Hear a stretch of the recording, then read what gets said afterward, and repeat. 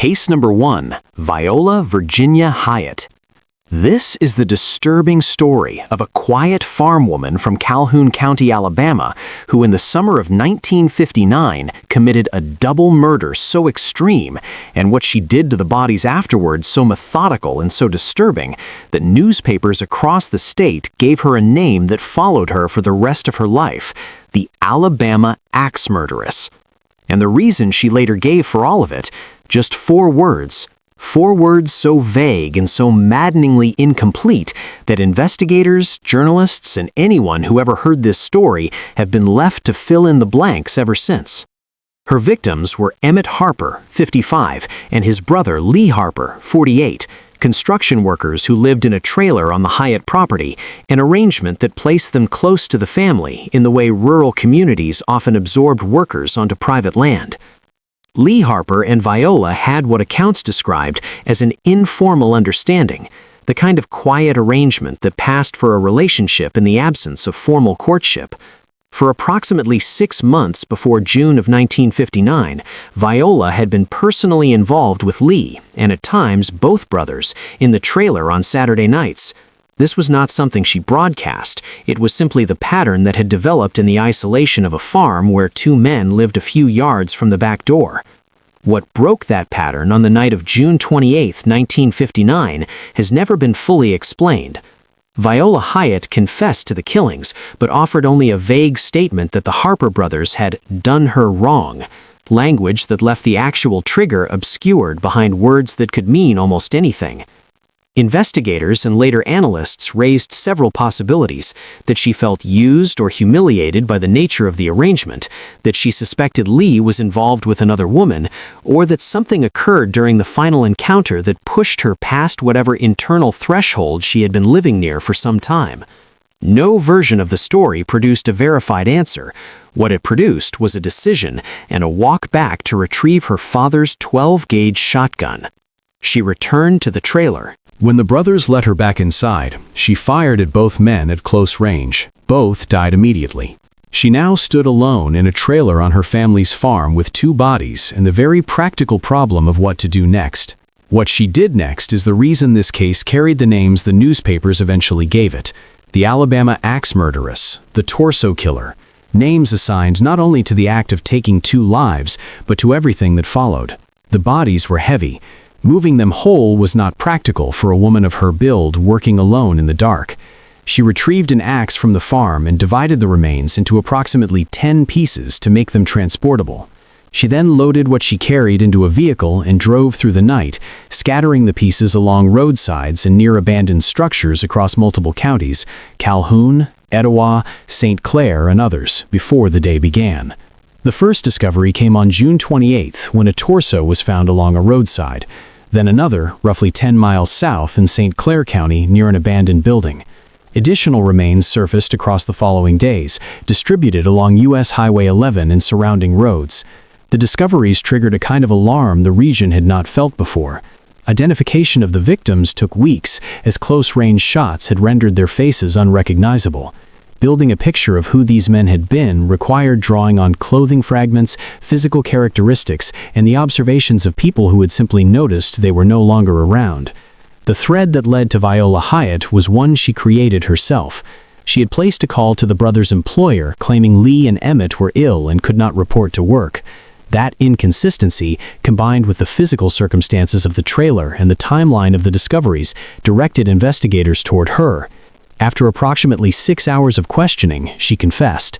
She walked investigators to some of the sites herself and described the full sequence without notable emotion. A psychiatric evaluation at Bryce Hospital found her fully competent and mentally sound. She understood what she had done. She understood what was coming. Her trial in Calhoun County began on March 14, 1960. She pleaded guilty to 2 counts of first-degree murder, answering the judge's questions primarily in single words, offering nothing that expanded the public's understanding of why any of it had happened. She received 2 life sentences and was transferred to Julia Tutwiler Prison for Women. No accomplice was ever charged, though early speculation had questioned whether one woman could have managed the physical demands alone. Her confession and convictions settled that in the official record. She served approximately 10 years before being paroled in April of 1970. She returned to the Jacksonville area of Calhoun County and lived quietly in a mobile home with relatives for 3 decades. She died on June 12, 2000, at the age of 71, having never spoken publicly about the case. A stage play, loosely based on the murders, produced in 2015, briefly returned the story to regional attention. No exoneration effort has been mounted, and no further legal controversy followed her release. What her case offers, beyond the names assigned by the press and the headlines that moved from county to county as each discovery was made, is a particular kind of reminder. The most extreme ruptures in ordinary life rarely announce themselves beforehand. Viola Hyatt lived within walking distance of those 2 men for months. She lived within walking distance of the tools on that farm, and apparently within walking distance of a line she eventually crossed on a June night in a small trailer in Calhoun County, in one of the quietest corners of Alabama. What the surrounding counties found along their roadsides in the days that followed changed the way that region thought about the quiet. It should have. Case number 2, Judith Ann Neely. This is the harrowing story of a teenager from Tennessee who, by the time she was legally old enough to vote, had already been convicted of one of the most disturbing child murders in Alabama's history. A case so brutal that it sent an 18-year-old girl to death row and ignited a firestorm that Alabama courts are still wrestling with decades later. Before a person is sentenced to death, before the courtroom empties and the appeals begin their slow climb through the system, there is usually a moment where those covering the case pause at the facts and find themselves genuinely struggling to process what they are reading. Not because the details are especially complicated, but because the person at the center of them is 18 years old. Judith Ann Neely was barely a legal adult when she was convicted in a DeKalb County, Alabama courtroom in 1983. She was barely a teenager when the relationship that led her there first began. Understanding what she did and what was done to her requires holding both of those facts at the same time without letting either one erase the other. Her victim was Lisa Ann Milliken, a 13-year-old girl from a residential care home in Rome, Georgia, who was abducted from a shopping mall on September 25, 1982, and killed 3 days later at Little River Canyon in DeKalb County, Alabama. The controversy that has surrounded this case for over 40 years is not about whether Lisa died. It is about how much responsibility truly belongs to a young woman who spent her formative years under the shadow of a man a decade her senior. We ranked this case at number 2 because it is the most legally and morally contested case in this compilation, a conviction that produced a death sentence, a governor's commutation, a law named after the defendant, and a debate that has never fully closed. What truly drove Judith Ann Neely to harm a child who had done nothing to her? Let's jump into the details of this case to find out. Judith Ann Neely was born on June 7, 1964 in Murfreesboro, Tennessee. She lost her father at the age of 9. At 15, she met Alvin Howard Neely Jr., a man a decade older who had already accumulated a history of theft and criminal behavior. They eloped and married in 1980, moving between motels and temporary arrangements while committing a series of escalating crimes together, including armed robberies, some of which Judith carried out while pregnant. By the time she was in her late teens, she had given birth to multiple children, served time in a youth correctional facility in Rome, Georgia, and been shaped by years inside a relationship that prosecutors and defense attorneys would later debate in dramatically different terms. Prosecutors described her as a willing and active participant. Her defense painted a picture of a young woman thoroughly conditioned by a controlling and abusive partner. The truth of their dynamic exists somewhere in the space between those two positions, and it matters, even as it fails to account for what happened to a 13-year-old girl named Lisa Ann Milliken. Lisa lived at the Ethel Harpst home in Rome, Georgia, a residential facility for children from backgrounds marked by neglect and instability. On September 25, 1982, she was at Riverbend Mall, a place young people went to feel something approaching normal. Judith and Alvin Neely approached her near the arcade area and persuaded her to leave with them. She was transported across state lines to a motel in Scottsboro, Alabama, where over the next several days she was subjected to profound harm by both individuals. The details are not something this documentary will render in specific terms. What the court record confirms is that the ordeal lasted days, that Lisa was held against her will, and that what was done to her during that time represents some of the most serious offenses that can be committed against a child. It serves no one, least of all Lisa's memory, to narrate the specifics. On September 28th, the couple drove Lisa to Little River Canyon in DeKalb County near Fort Payne. There, Judith administered multiple injections of a corrosive household chemical substance into Lisa's body through a syringe, aiming to cause her death through the chemical's toxicity. Lisa survived the injections.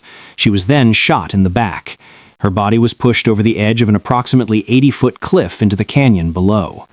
Judith reportedly made anonymous calls to law enforcement afterward, directing them to the location. The body was recovered days later. The prosecutor who later handled the case described the killing of Lisa Ann Milliken as murder carried out, in his words, for sheer sport. There was no financial motive, no paranoia, no ideology beyond the particular brutality that had come to characterize how the Neelys moved through the world. Days after Lisa died, they abducted and killed a 23-year-old woman named Janice K. Chapman in similar circumstances, and attempted at least one more abduction. They were eventually arrested following law enforcement surveillance and investigation. Judith's trial in Fort Payne, Alabama ran for 6 weeks in 1983. She was convicted of capital murder. The jury recommended life without parole. The trial judge, however, exercised an override available under Alabama law at the time and sentenced her to death by electrocution, making Judith Neely, at 18, the youngest woman in the United States to be placed on death row at that time. She had given birth to a third child while in custody awaiting trial. For 15 years, she sat on death row while appeals wound their way through federal and state courts. Then, on January 15, 1999, with an execution date approaching following the final denial of her appeals, outgoing Governor Fob James did something almost no one saw coming. He commuted her death sentence to life in prison. James, who had spent his political career projecting a hard line on criminal justice, said he had studied the case carefully, noted that the jury's original recommendation had been life rather than death, and concluded that, in his view, execution was not the appropriate resolution. It was Alabama's first commutation of a death sentence since 1954. The outrage was immediate and widespread. Lisa Milliken's family expressed shock and grief. The prosecutor was furious. Commentators questioned whether the decision reflected any genuine principle or whether it was, as some suggested, a form of chivalry toward a young female defendant. A 2003 Alabama law, informally called Neely's Law, attempted to permanently bar parole consideration for individuals whose death sentences had been commuted. Courts later struck portions of that law as unconstitutional, restoring Judith's parole eligibility. She has been reviewed multiple times and denied each time. In 2023, Governor Kay Ivey publicly opposed any release, calling the original commutation a mistake. Judith Neely remains at Julia Tutwiler Prison for Women in Wetumpka, Alabama. She was last denied parole in 2023.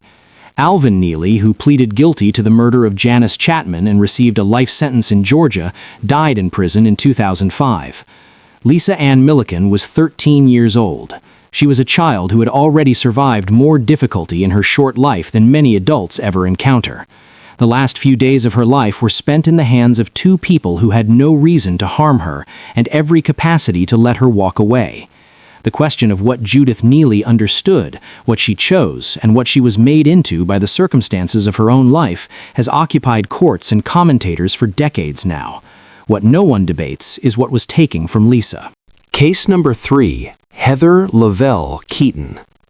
This is the heartbreaking and deeply disturbing story of a young woman in Mobile, Alabama, who stood in the role of caregiver for 2 small children, and over the course of several months in 2010, made a series of choices so cruel and methodical that a Mobile County jury recommended death by a vote of 11-1, making her the first woman in that county's history to be placed on death row. There are crimes that are difficult to understand because they involve unusual circumstances, complex psychology, or layers of motive that take years to fully untangle. And then there are crimes that are difficult to understand for a completely different reason, because the victims were small, entirely dependent, entirely trusting, and entirely without any means of protecting themselves. Heather Lavelle Keaton's case belongs to the second category. What happened to Natalie DeBlas and Chase DeBlas in the year 2010 did not require elaborate planning, hidden networks, or outsider involvement. It required only two adults in a home and a decision made and renewed over months to treat two very young children as something other than human beings deserving of care.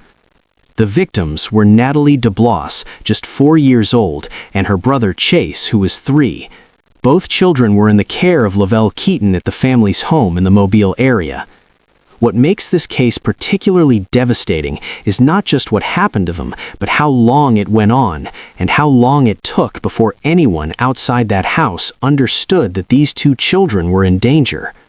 We ranked this case at number 3 because of the sustained and deliberate nature of the harm, the complete vulnerability of the victims, and the fact that it ultimately placed a woman on death row for crimes committed against children who had no one else to protect them. What could have been running through Heather Lavelle Keaton's mind as she chose, day after day, to harm two children who had done nothing to her? Let's jump into the details of this case to find out. Heather Lavelle Keaton was born in 1988 and was in her early 20s when she became involved with John DeBlas, a man who had 2 biological children from a prior relationship, Natalie, born in 2005, and Chase, born in 2006. Lavelle Keaton moved into the household in the Mobile, Alabama area and assumed a primary caregiving role for the children while DeBlas's relationship with their mother had ended. Lavelle Keaton had a vision impairment and was described in court testimony as dependent on DeBlas in significant ways, a dynamic that her attorneys would later attempt to present as context, though it did not change the weight of what the evidence showed she had done. What emerged during trial proceedings was a portrait of a household where 2 small children were subjected to months of deliberate cruelty. Witnesses who encountered the family described Lavelle Keaton displaying visible hostility toward Natalie and Chase in public settings, using language about them that no adult should use about a child. The prosecution's case built a picture of a woman who had come to view the children not as family, but as obstacles to her relationship, to her freedom, and eventually to the new pregnancy she carried with DeBlas's child. Prosecutors argued that her desire to eliminate that obstacle hardened over time from resentment into something far more active and deliberate. The children endured prolonged deprivation of food and water over months. They were subjected to extended physical confinement, locked in closets for hours at a time, restrained in positions that denied them movement. Antifreeze was mixed into their food and drink, introducing a toxic substance into their bodies over time that damaged their systems without producing obvious visible injury. Both children experienced sustained physical mistreatment at the hands of the adults who were supposed to care for them. Natalie died around March 4, 2010. Chase survived longer, enduring continued mistreatment until around June 20, 2010. Their bodies were disposed of in wooded areas, Natalie near Citronelle, Alabama, and Chase near Van Cleve, Mississippi. After the deaths, Lavelle Keaton and DeBlas told anyone who asked that the children were with relatives or that their whereabouts were simply unknown. The disappearances were not immediately reported. Months passed. When investigators eventually began asking serious questions, the pair provided inconsistent answers, each pointing at the other. DeBlas ultimately admitted to disposing of the children's remains, but implicated Lavelle Keaton in the acts that caused their deaths. Forensic examination of the recovered remains confirmed evidence consistent with malnutrition, dehydration, toxic exposure, and prolonged physical mistreatment. The evidence that the harm inflicted on these children had been sustained over weeks and months rather than being the product of a single moment was not in dispute. John DeBlas was tried in 2014 and convicted. Heather Lavelle Keaton's trial came the following year.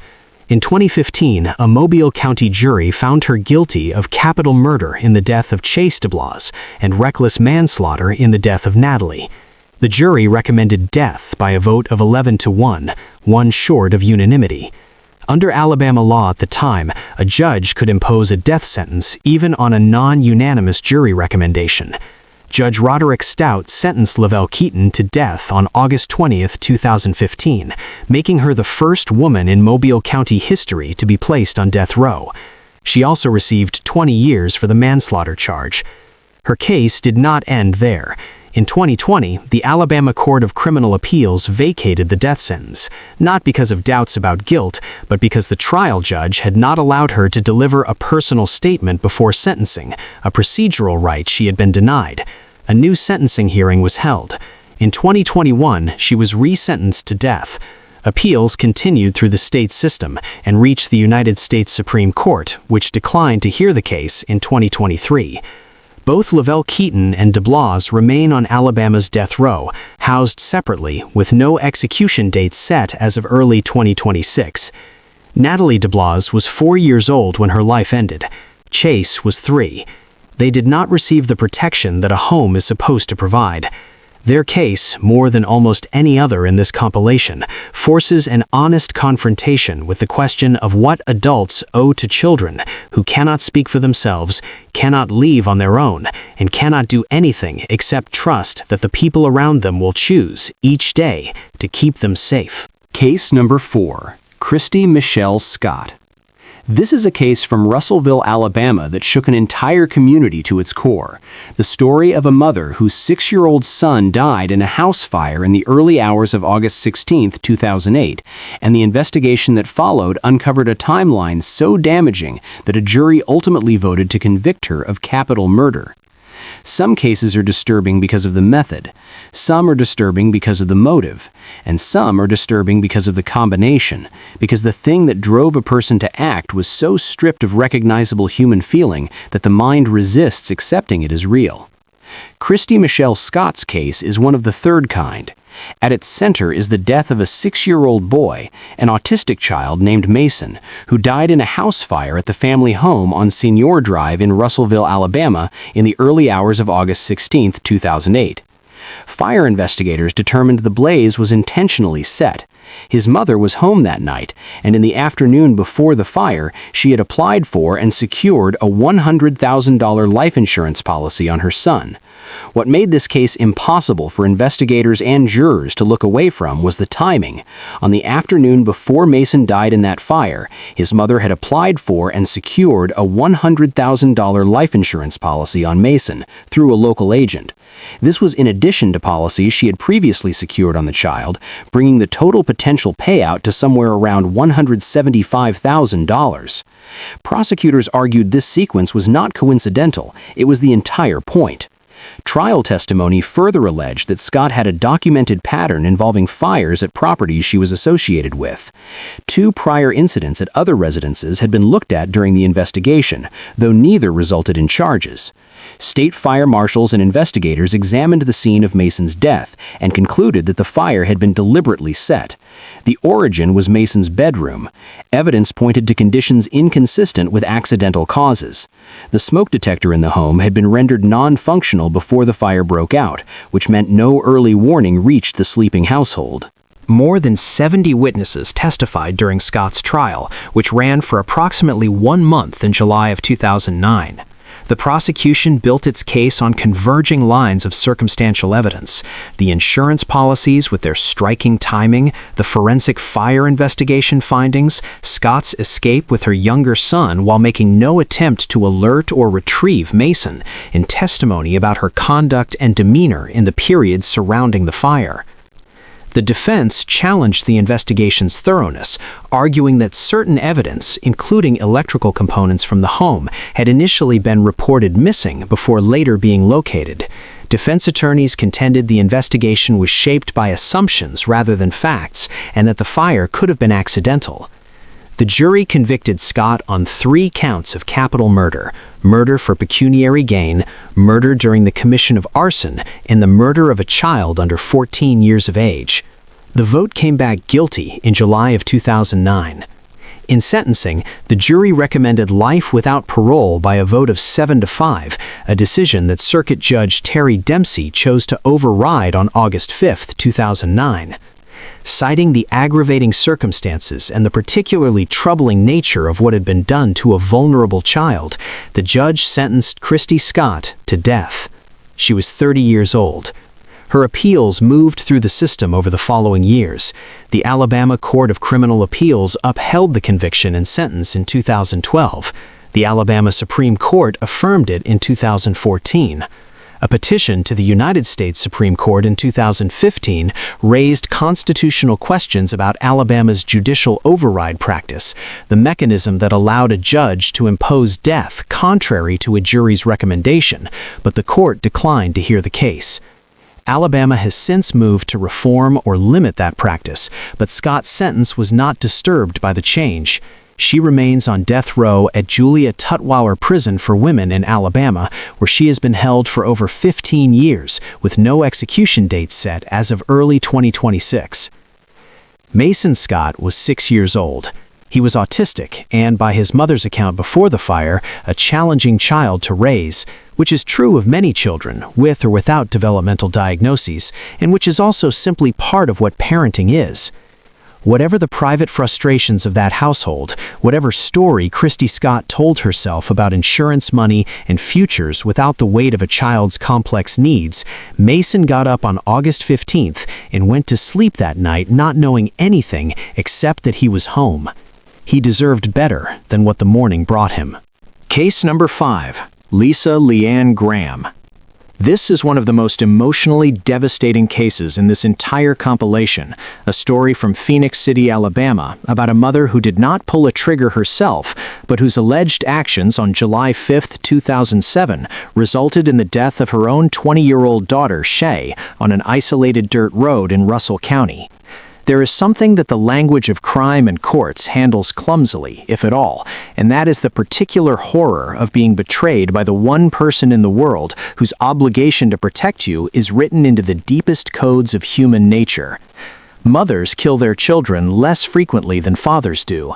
The data supports this, and it is part of why the cases that reverse that expectation carry such particular weight. Lisa Leanne Graham did not pull the trigger herself. She made a call, provided the weapon, and gave the instructions. Her daughter Stephanie, known to family and friends as Shay, was 20 years old when she died on a remote dirt road in Russell County, Alabama, on the 5th of July, 2007. The person who arranged it was her mother. What makes this case particularly haunting is the fact that Shay apparently got into the vehicle that night, believing she was being helped, not knowing the person who had arranged it had connections to the woman who wanted her gone. We ranked this case at number 5 because of what it represents at its core, the inversion of the most fundamental human bond, and because the planning involved stretched across nearly 3 years before it was finally carried out.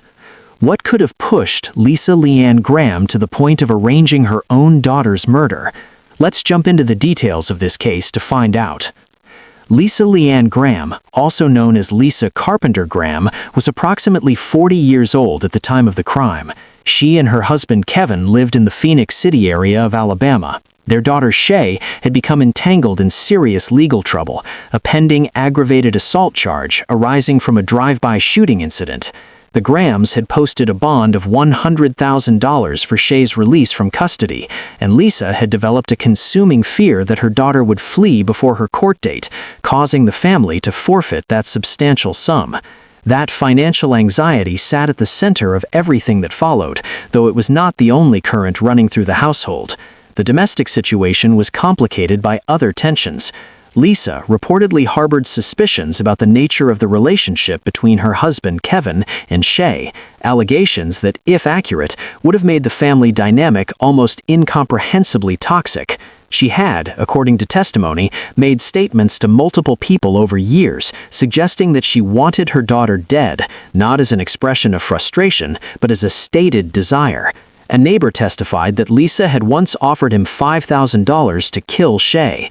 Another witness recalled hearing Lisa say something to the effect that if she could end her daughter's life without consequence, she would.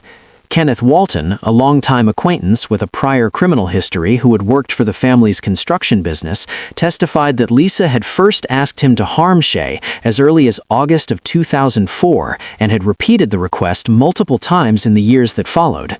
On July 5, 2007, the plan that had been discussed for nearly 3 years was carried out. Earlier that day, Lisa met Walton at a public library and asked if he was ready. She handed over a Springfield 9mm pistol, which she had retrieved from her vehicle, and directed him to hide in the bed of his truck under a chain. She also provided keys to a second vehicle, instructing him to place them under the floor mat. The agreed method was a lure.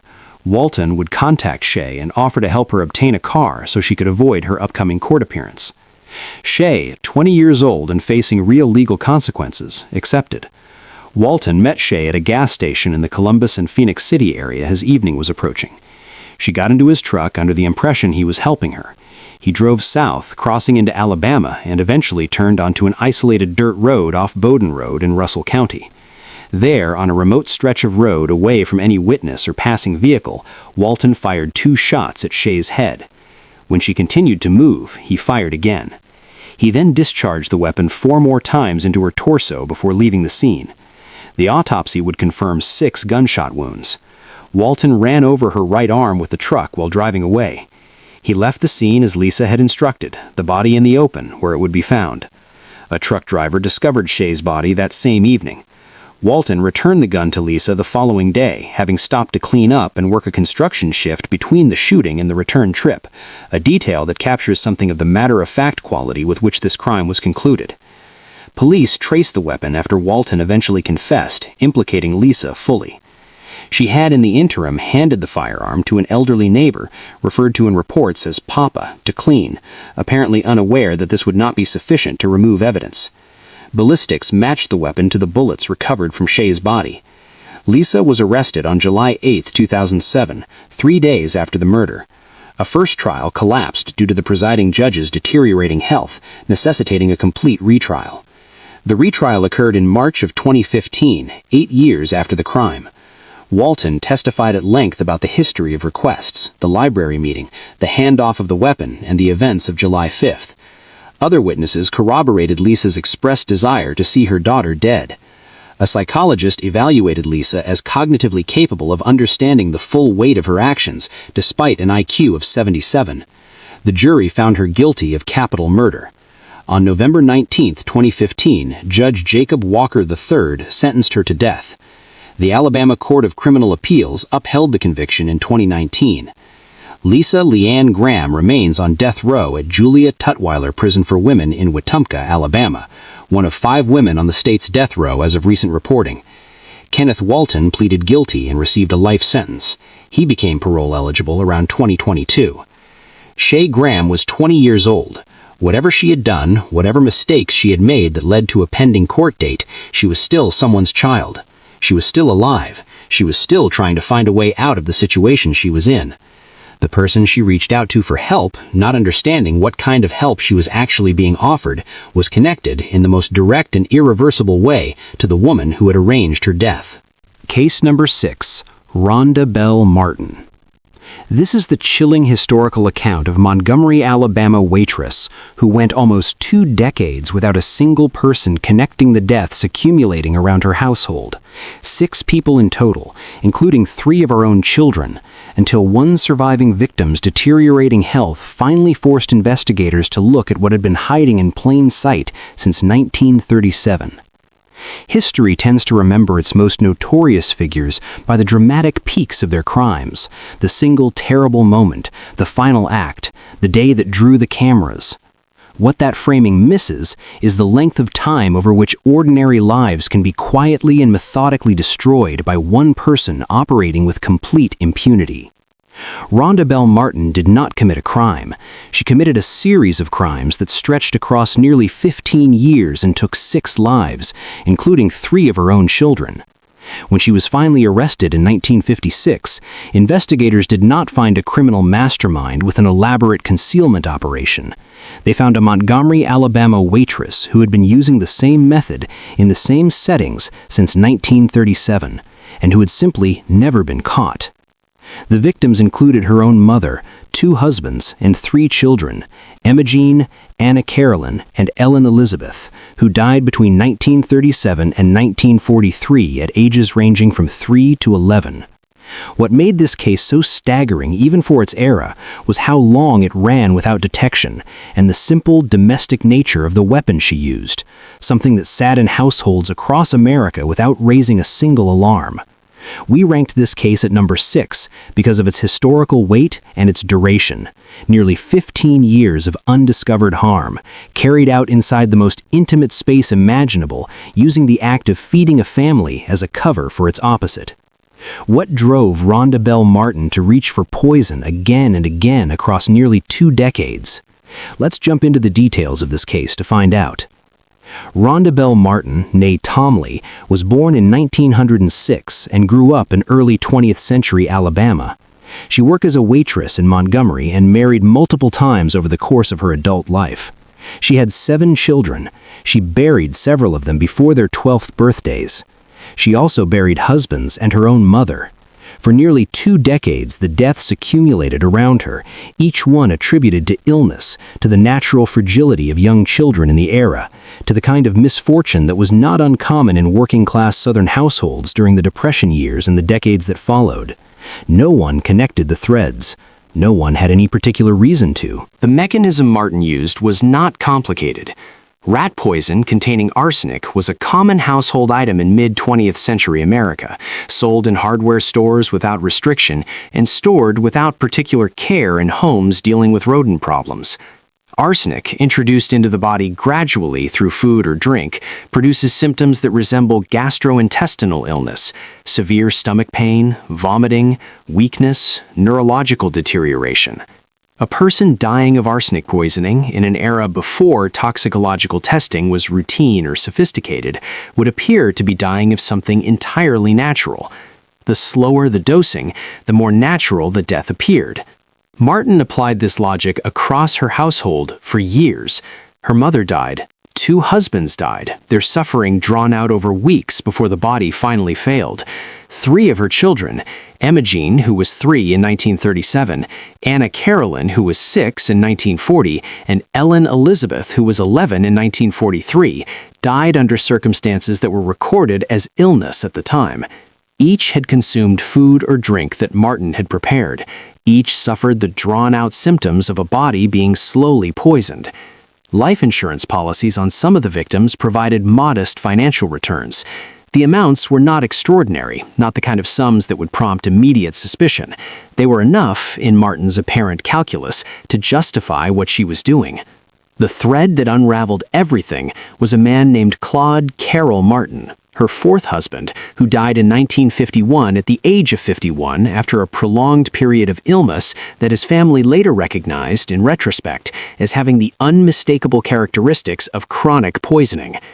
Claude's death did not immediately trigger an investigation, but when Martin subsequently married a stepson from Claude's family, a profoundly disturbing dynamic in itself, and that man began developing symptoms of neurological paralysis, concerns finally reached a point where they could not be dismissed. The 5th husband survived, though he was left with permanent physical impairment that would mark the rest of his life. Martin was arrested in March of 1956. She confessed almost immediately, providing a statement that acknowledged poisoning her mother, 2 of her husbands, including Claude, and 3 of her children. She later recanted portions of the confession regarding 2 additional child deaths, claiming she had not caused those. Exhumations of multiple family members confirmed the presence of arsenic in the remains, lending weight to the overall picture even where Martin attempted to walk back specifics. She entered a plea of not guilty and not guilty by reason of insanity at trial. The jury found her guilty of first-degree murder for the death of Claude Martin after deliberations that were brief relative to the weight of the evidence. She was sentenced to death. Her final day came on October 11, 1957. Rhonda Bell Martin walked into Alabama's execution chamber, reportedly holding a Bible and reciting the Lord's Prayer as she took her seat in the electric chair. She was 50 years old. She had reportedly donated her body to science in advance, asking that researchers try to understand why she had done what she had done. Whether anyone ever reached an answer that satisfied the question is not something the record reflects. She remains notable as one of the last women executed in Alabama for many decades following her death. 6 people died at her hands across 15 years. 3 of them were her own children. The cases that most challenge our frameworks are rarely the ones involving strangers. They are the ones like this one, where the harm came from inside the home, prepared in the kitchen, and served at a table where the victim sat down without the slightest fear. Case number 7. Betty Wilson. This is one of the most contested capital cases in Alabama history. The story of a former nurse and Huntsville socialite who was convicted of arranging the death of her husband, prominent ophthalmologist Dr. Jack Wilson, who was found fatally beaten at their home on May 22, 1992. But there is a reason this case has never stopped generating argument, and it goes straight to the heart of how juries decide what a person's character says about what they are capable of. Huntsville, Alabama carries a reputation built on science and ambition. The city where rockets were designed, where NASA found its footing, where engineers and academics built a community that looks, on the surface, quite different from what most outsiders imagine when they picture the Deep South. But Huntsville in the early 1990s was also a place with a story to tell about wealth, marriage, rumor, and a way a community's hunger for a satisfying narrative can shape the outcome of a capital case.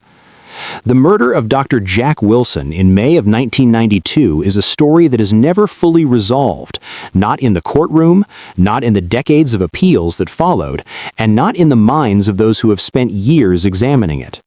The controversy at the center of this case is not just about what happened, it is about whether the evidence was ever strong enough to convict Betty Wilson in particular, and whether the story the prosecution told about who she was carried more weight than the story of what could actually be proven. We ranked this case at number 7 because it is the most genuinely ambiguous conviction in this compilation, a case where reasonable, informed people have disagreed for over 30 years about whether justice was done. Did Betty Wilson arrange her husband's death, or was she convicted largely for being the wrong kind of woman in the wrong community at the wrong time? Let's jump into the details of this case to find out. Jack Wilson was a 55-year-old ophthalmologist with a thriving practice, a prominent social standing in Huntsville, and what appeared from the outside to be a stable life. He was found at the couple's home on Boulder Circle on May 22, 1992, having sustained severe injuries from an attack in his bedroom. He had not survived. The scene had been arranged to suggest a robbery, though very little was actually missing. His wife, Betty Wilson, a former nurse, was not home at the time. She later told investigators she was at an Alcoholics Anonymous meeting. She returned to discover what had happened and called for help. Betty Wilson was in her mid-40s, had been sober for years, and by most external measures had built a comfortable life. She and Jack had been together for roughly 14 years. He had adopted her children from a prior marriage. The marriage had produced a life of relative affluence, funded by Jack's practice. Prosecutors would later argue that it had also produced profound unhappiness, expressed in Betty's pattern of affairs, conducted, as the prosecution framed it, through the social networks she accessed via her sobriety community. She was described as materialistic, unfaithful, and motivated by a desire to access the estate, reportedly valued at around $6 million, that Jack's death would release to her as primary beneficiary. The person who would connect Betty Wilson to the crime was a 41-year-old handyman named James Dennison White, who had been doing odd jobs at a school in Vincent, Alabama, where Betty's twin sister, Peggy Lowe, taught first grade. According to White's testimony, Peggy had first raised the idea with him obliquely, mentioning a friend whose husband needed to be dealt with, before the friend was identified as Betty. An arrangement was reached. White would carry out the killing in exchange for $5,000, with half paid up front in cash around mid-April of 1992. White described meeting Betty at Parkway City Mall on the day of the murder, being transported to the Wilson home in her BMW, and being directed to a bedroom while she left for her alibi appointment. The attack on Dr. Wilson, according to White, involved a metal baseball bat that he found in the home during a prolonged wait for Jack's arrival. He testified to a violent confrontation and to having no clear memory of all the details of the encounter, describing what happened in terms suggesting he had entered a kind of dissociative state. Jack Wilson died from his injuries. White fled through a wooded area behind the property, returned when he saw Betty driving back, hid in the rear of her vehicle, and was transported back to the mall. He subsequently drove home to Shelby County. No physical evidence directly placed Betty at the scene or confirmed the specifics of White's account beyond circumstantial corroboration via phone records and certain behavioral details, including the $40 she reportedly handed him before leaving. Betty and Peggy Lowe, who were tried separately, were both charged with capital murder. Betty's trial was moved to Tuscaloosa. The prosecution's presentation of her character, her affairs, her lifestyle, her alleged coldness occupied considerable space in the proceedings. Jurors were presented with a portrait of a woman who wanted her husband's money and the freedom to live without him. The jury convicted after 2 days. Betty waived jury sentencing. The judge imposed life without parole. Peggy was acquitted 8 months later after jurors deliberated for less than 3 hours, using some of the same evidence and the same witness. The split outcome has never been satisfactorily explained. Betty has maintained her innocence for over 30 years. She married a man named Bill Campbell in prison in 2006. A documentary titled Finding Betty, released in 2022, argued that her conviction rested almost entirely on James White's testimony, delivered by a man who had received life with parole eligibility in exchange for his cooperation, and who had at various points given conflicting accounts of his own actions and memory. White has had multiple parole hearings and remained incarcerated as of the most recent available reporting, with another potential hearing on the horizon. Whether Betty Wilson arranged the death of her husband or was convicted largely on the basis of who she was, how she lived, who she slept with, what she represented to a community that preferred certain narratives, remains one of the most contested questions in Alabama criminal justice history.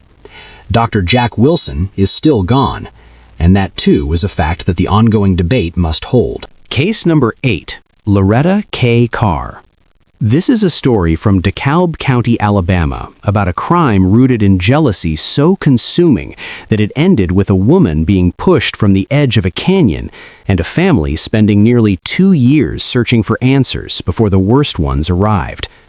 Mary Beth Isbell, a mother and business owner, vanished on the night of October 18, 2021, and the truth of what happened to her didn't fully emerge until investigators recovered her remains from the canyon floor in June of 2023. Not every case in this compilation unfolded across years of calculation, escalating patterns, or long-running deception.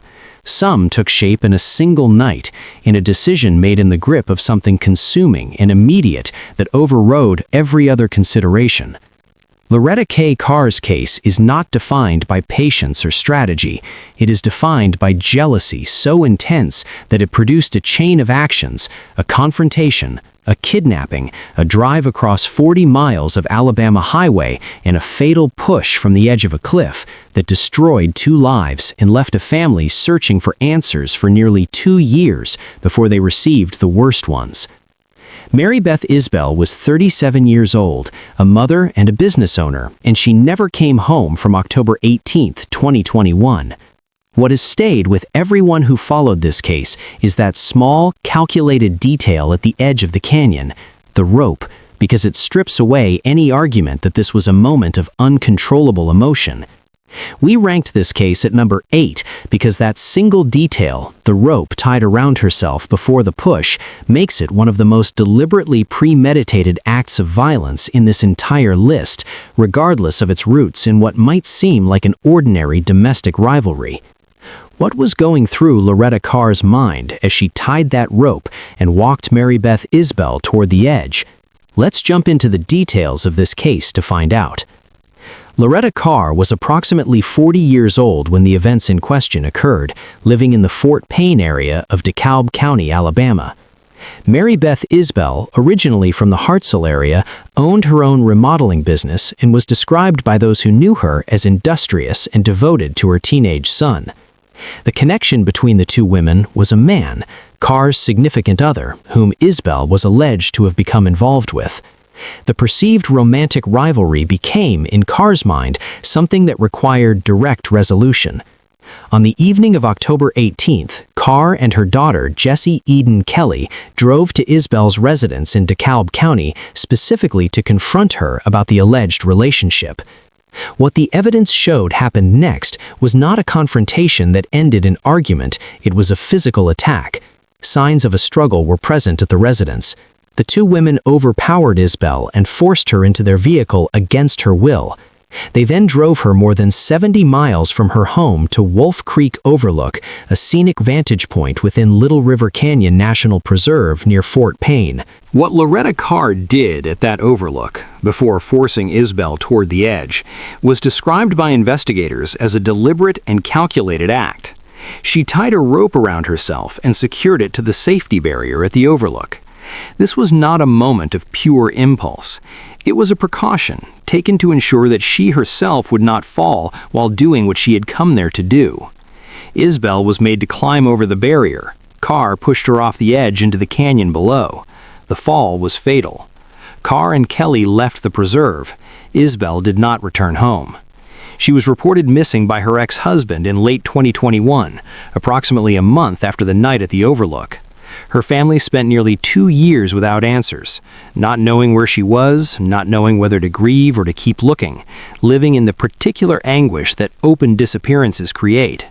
That ended on June 28, 2023, when investigators recovered human remains from the canyon floor beneath Wolf Creek Overlook, acting on information that had eventually reached them.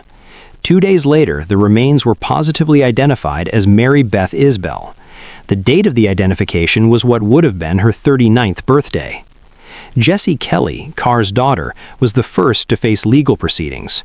In August of 2025, she pleaded guilty to a charge of murder and was sentenced to 40 years in prison. Part of her agreement involved cooperating against her mother, whose role as the primary decision-maker in the kidnapping and killing was central to the prosecution's case. Loretta Carr had originally been charged with capital murder, and the district attorney's office had indicated that the death penalty would be pursued at trial, which had been scheduled for March 30, 2026. That trial did not happen. In early February of 2026, Loretta Carr entered guilty pleas to first-degree murder and first-degree kidnapping. She was sentenced to life in prison on the murder charge, with an additional 20 years for the kidnapping to run consecutively. The death penalty was removed from consideration as part of the resolution. DeKalb County District Attorney Summer Summerford publicly described the crime as senseless and noted the profound impact on Isbell's family, a mother who lost her daughter, sisters without their sibling, a teenage boy without his mother. Within weeks of accepting that sentence, Carr filed a motion seeking to withdraw her guilty plea, claiming it had not been entered voluntarily.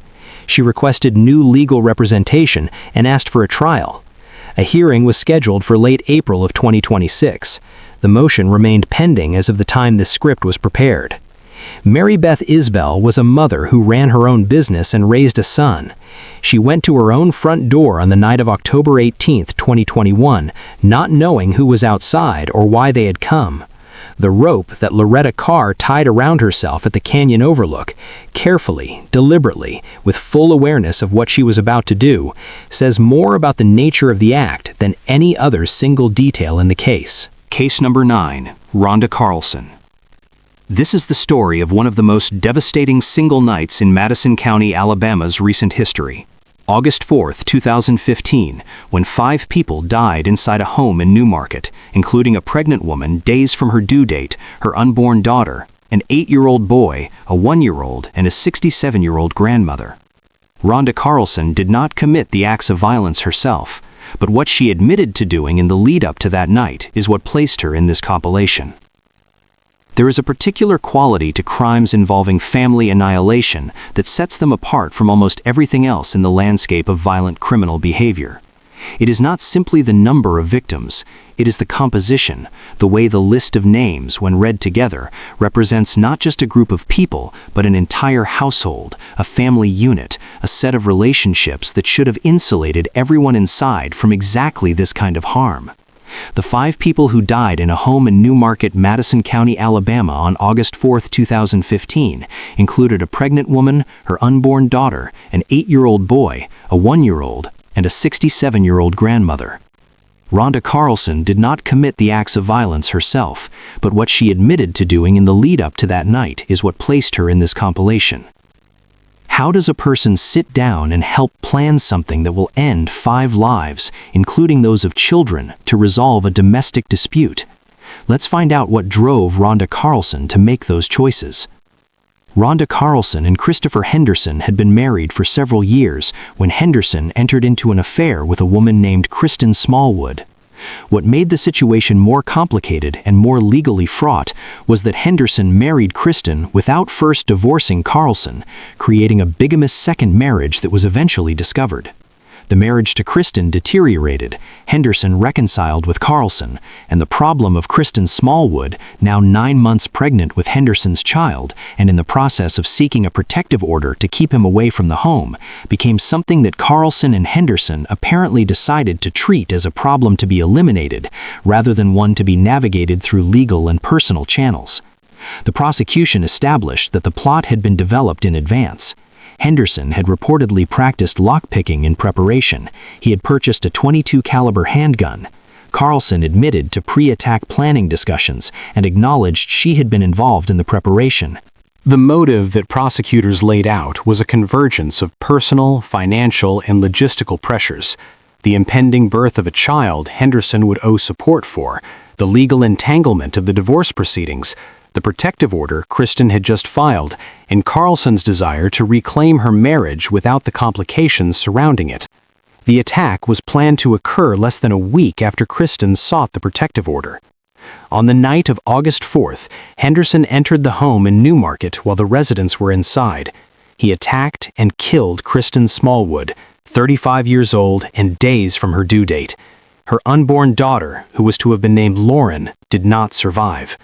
Kristen's mother, Carol Jean Smallwood, 67, was also killed inside the home that night. 8-year-old Clayton Daniel Chambers, Kristen's son from a prior relationship, was killed. And 1-year-old Eli Sokolowski, a nephew who was in the home that evening, did not survive either. Carlson's account of her own role became a focal point at Henderson's trial. She testified that she had driven Henderson to the location, that she had returned with a gasoline container, which was used to accelerate a fire set through the house in an attempt to destroy evidence, and that she had not directly participated in the attacks on any of the victims. Surveillance footage from the property captured her movements, including an approach to the home, a departure, and a return with the accelerant. She admitted to investigators that her initial statement to police had contained falsehoods and that her trial testimony was the more accurate account. Defense attorneys for Henderson challenged her version of the timeline and her claims of minimal involvement, arguing she was more deeply implicated than she acknowledged. Henderson was convicted on 15 counts of capital murder in October of 2021 and sentenced to death following an 11-to-1 jury recommendation. His case involved no ambiguity about his physical role in the attacks. Carlson's separate sentencing occurred on October 27, 2021. Judge Christopher Comer sentenced her to life in prison without the possibility of parole. Before pronouncing the sentence, he reportedly told her, "May God have mercy on your soul." The deal that spared Carlson from capital punishment, she had originally faced up to 18 counts, was defended by the prosecution on the grounds that Henderson was the primary actor in the physical violence, that securing his conviction was the priority, and that her testimony contributed materially to that outcome.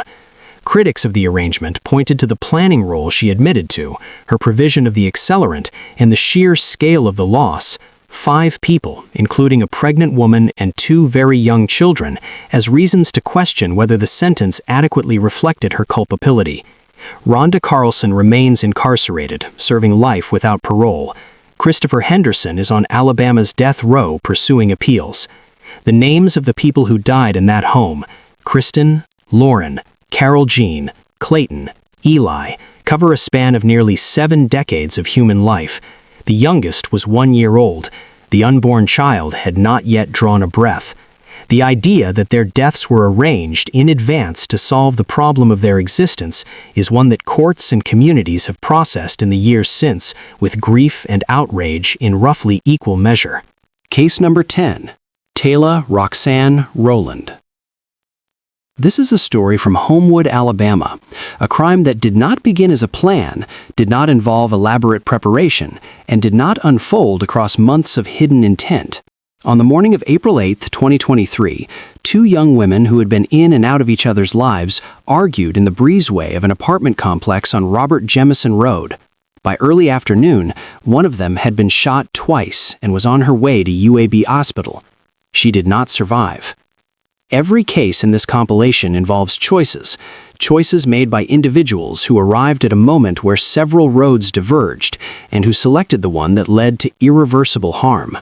But choices do not all look the same. Some are plotted over years, some are made in weeks, and some are made in the span of an argument on an ordinary morning in a public space with a firearm within reach. The victim was Keziah Nikesha Page, 25 years old, whose connection to Roland was the kind of relationship defined by repeated returns and recurring conflict. What the jury ultimately had to decide was whether Roland genuinely feared for her own safety in that breezeway, or whether she was the one who brought the threat. And after deliberation, they returned with an answer that sentenced her to 52 years.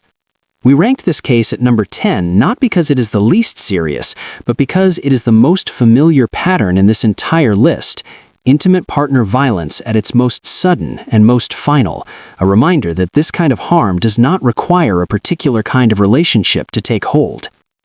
What truly happened in that breezeway on the morning of April 8, 2023, and what drove Taylor Rowland to fire that weapon at the woman she had chosen again and again to be with?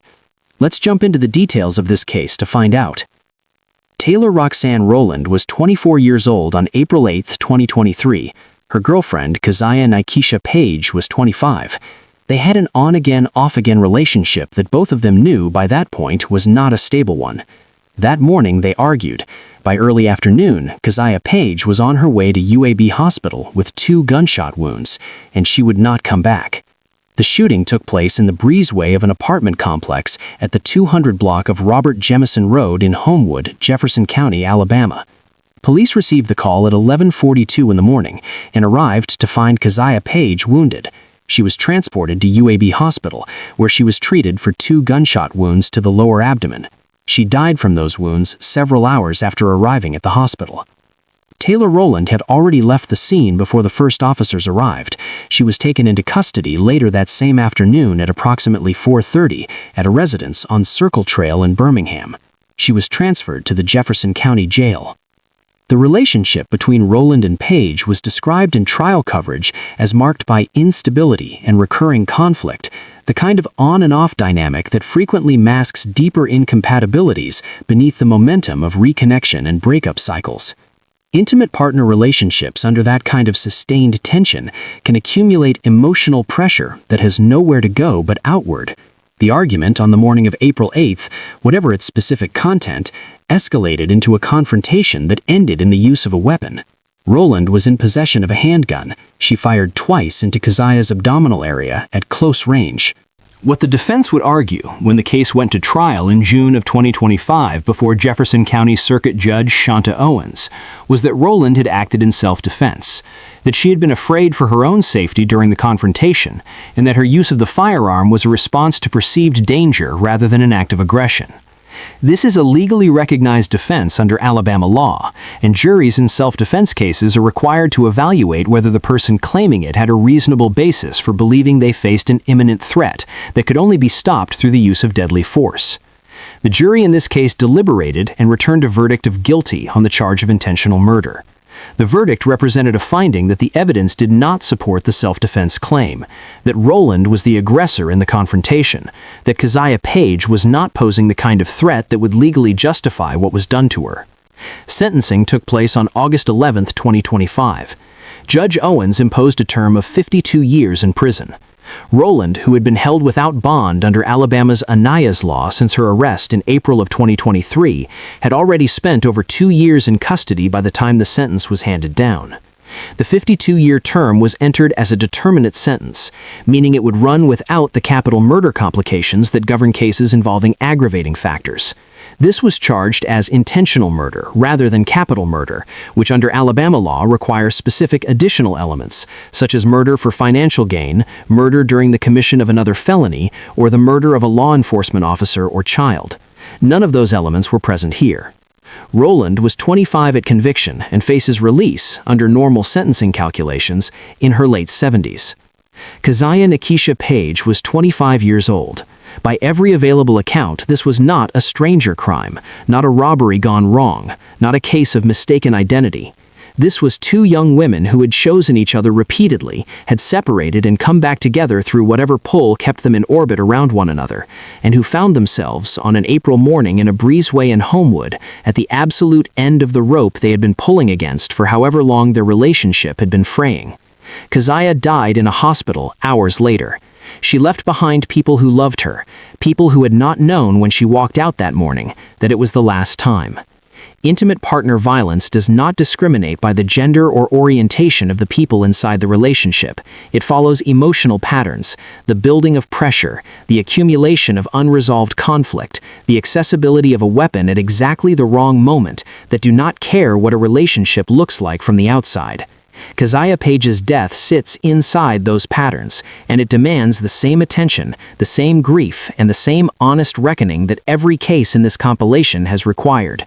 Taylor Roxanne Rowland is serving 52 years. The woman she killed was 25, and she does not get any of the years that come after.